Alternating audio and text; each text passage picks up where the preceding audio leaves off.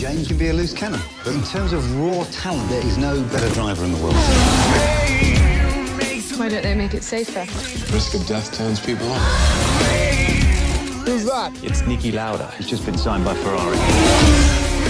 I'm both quicker than you and better at setting up the car.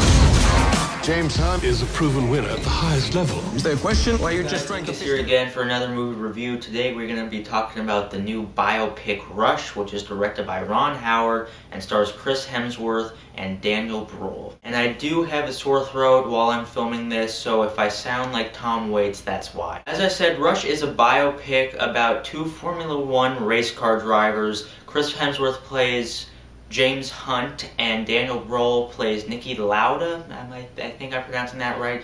And they were big rivals in the 70s, and this film just kind of follows the event of their 1976 season, I believe. I want to say I have no knowledge at all of racing or Formula One. I never followed it. Never was like a big fan of NASCAR or racing, maybe because I'm not inbred.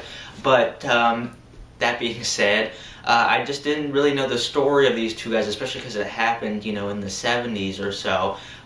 So that being said, going into this movie, I didn't really know what to expect, and I have never been so interested in Formula One or racing in my life. Rush is a great movie and is definitely one of the best movies of the year and one of the best movies Ron Howard's directed in God knows when. Chris Hemsworth plays James Hunt, who was pretty much the playboy. He was the party guy. He always nailed the chicks, and he was just kind of the one that was the superstar, while Niki Lauda, played by Daniel Bruhl, was the really just mechanical and determined driver that knew everything about the car, designed his own cars, and was super meticulous and pretty much didn't let himself have fun at all. The actors do a great job of establishing these characters and making them feel fully realized and caring about both of them, and they really bounce off each other well, which really was the basis of the rival. Was they strived to make each one better because they wanted to beat each other so much. The script and the actors do such a great job at developing these characters that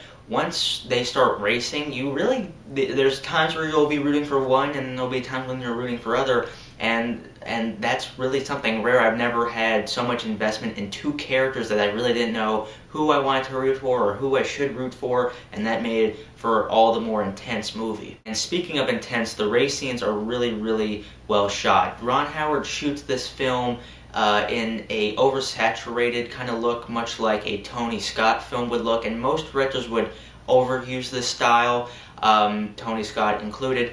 But here it works because it fits that 1970 look, because it's very grainy and the cinematography is beautiful, and they really capture the costumes and the look of the 70s really well. And the race scenes, they're close, they're uptight, but you can see them, they're intense, and there's a lot of good first-person shots, especially in the rain, where it makes you feel like you're losing control of this car or you're in the car, and that makes it really, really effective. The film is paced beautifully too. It's about like a little bit over 2 hours, and it feels much shorter than that. It's got great pacing, just really good performances. I really don't have anything negative to say about this movie except for like the first 10 minutes or so.